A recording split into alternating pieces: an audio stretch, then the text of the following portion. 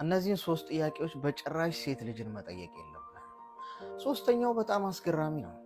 አንደኛ ቀንሽ እንዴት ነበር አይባልም።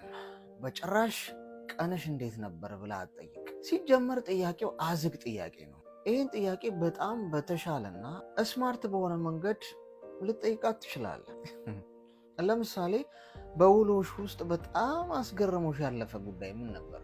ወይም በቀንሽ ውስጥ ከበድ ብሎሽ ያለፈ ነገር ምን ነበር ብለህ ብትጠይቅ ትንሽ ውሃ ያነሳል።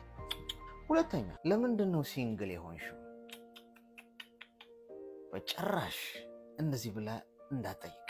በመጀመሪያ ጥሩ ወንድ የለም ብላ ደምድማ ሊሆን ይችላል ሲንግል የሆነችው። በመቀጠል መብቷ ነው ሲንግል መሆን። ሲንግል መሆን አማራጯም ምርጫዋም ሊሆን ይችላል። ስለዚህ የአንተ ስራ ጥያቄውን ትተህ